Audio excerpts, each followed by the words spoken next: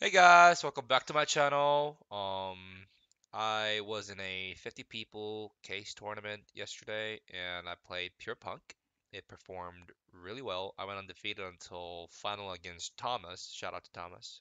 He was a virtual world player and I mean, there's so much this deck can do that hits virtual world and they all resolve his hands. So let's get started, guys. Shout out to Pack. This is heavily influenced by Pack's list. Make some adjustments, but shout out to Pack, my boy, and let's get started. First of all, we got three Ziamin, three Ogre Dance, and three Foxy Tune. Um, you gotta have all three of these. You gotta max out on these because you want to see them, and either one of these gets your combo started.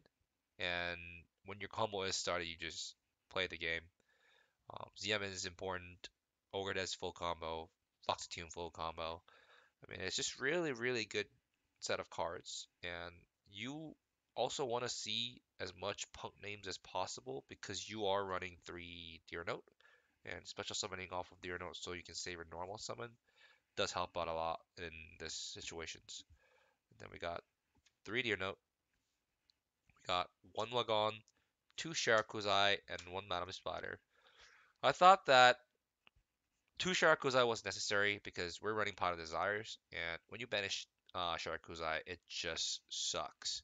And Madam Spider is really good right now because Mystic Mine, yes, is slowly moving out of the format, but you want to have a trap card that isn't imperm that can disrupt opponent's play if you get Dark Ruler no more. So I thought that this was important to play.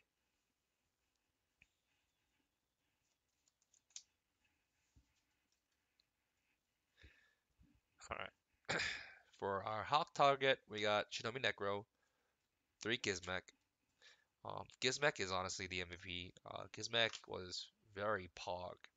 Uh, I played against a Sky Striker player where he set on a Shiz set 3 Mystic Line pass, and during the end phase, I activated Gizmek effect, was able to out the Mystic Mine, and just play the game from there on. And Shinobi Necro is pretty insane because once you have Chaos Ruler and Shinobi Necro off of Hulk on the field, you can make Baron, and people will attempt to nib you if they have nib there. If they have nib per mib, I mean they're gonna save it until the end. But um, yeah, you can also after getting nib go back into go back into Baron, the floor, or Chenging with that. So I think this is just really crack combo here. And Gizmek really is just an amazing card. Then we got all the hand traps line up. We got Gamma. We got Nip, three Ash, three Veiler, three Ogre.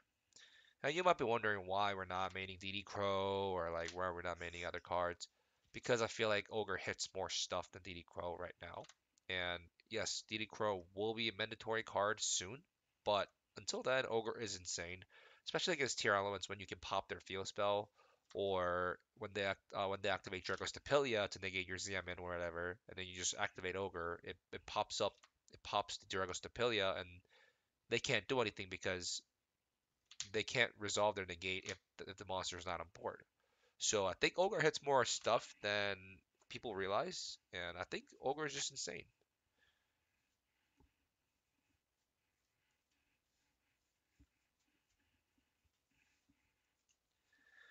All right, for next we got. You might say something about this, but we got two gem extreme session and one terraforming. Terraforming has it's weird. It's like reverse psychology thing, but like terraforming is just like foolish burial, where you don't know what opponent's gonna add, and especially if the opponent doesn't have any idea of what you're playing, terraforming is insane because they don't want you to see the card that you want to see. And yeah, I mean, people reacted to terraforming a lot, so even good players. So I think terraforming was pretty good, and it was an easy side out card. And having two gem extreme session is okay, because unless you banish both of them out of Pot of Desires, I mean, rarely happened. So you're in a good standing there. And then we got two Pot of Desires, must. Then we got 3 telly. Crack card, you need to play at 3. It should be banned or it should be limited. It's just too insane. Then we got for our last traps, we got 3 Imperm and Nashiwari Surprise. Main deck out to Mystic Mine, main deck out to their field spells, main deck out to anything that is disruptive.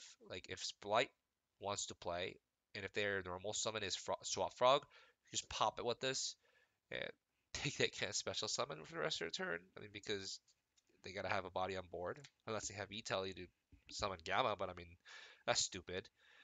So I think deck performed really well.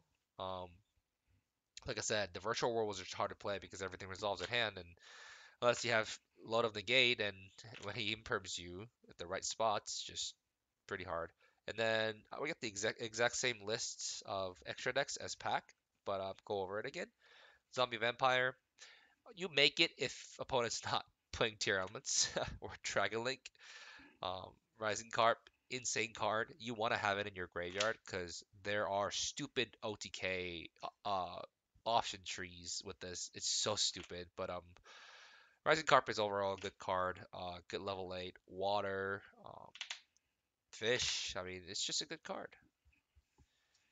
Then we got Psychic and Punisher, all the level 11s, Amazing Dragons.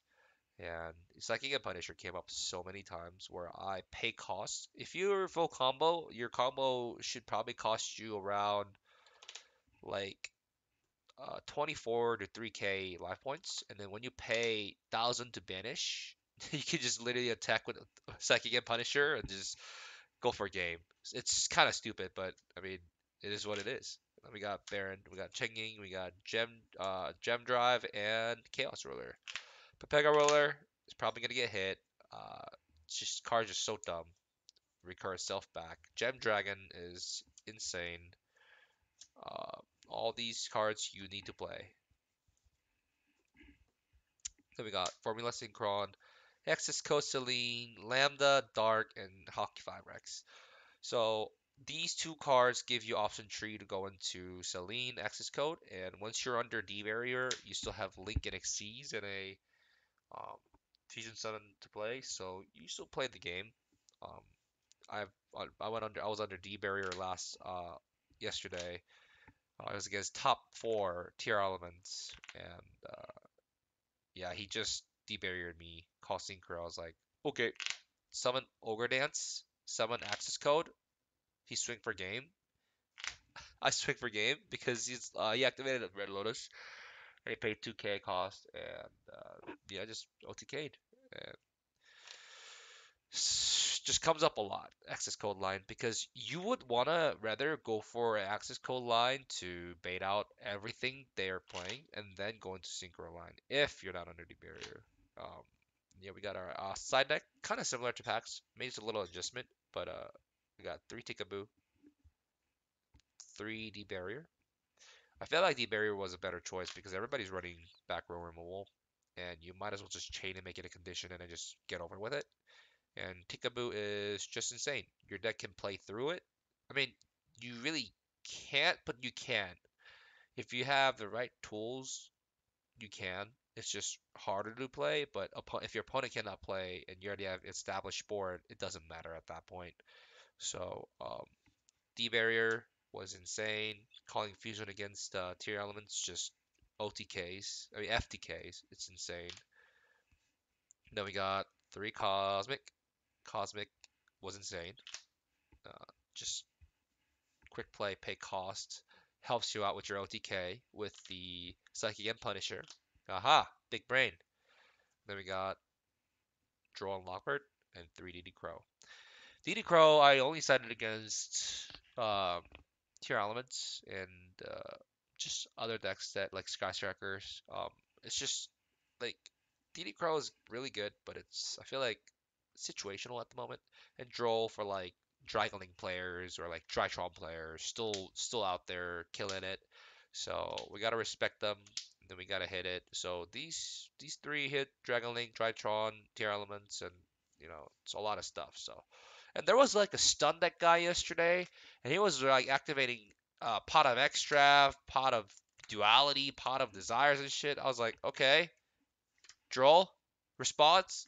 And he like set three pass. I was like, okay, end phase, Shirakuza effect, uh, quick sync, Amazing Dragon, Chainlink 1, the Gem Extreme Session, Chainlink 2, draw a card. And he was like, I scoop. I was like, okay, yes. So, yeah, the deck performed really well. Um, like I said, I only lost one game out of all the games yesterday to a virtual world because a lot of the hand traps that we run, other than Ash, Gamma, and like DD Crow, really don't, we just really don't hit that much. And then I don't know, I just felt like it was just an awkward matchup for this deck. But yeah, I had a good time. I think the deck's solid. Um, yeah, and I'll see you guys later with the combo tutorial video. Thank you for watching.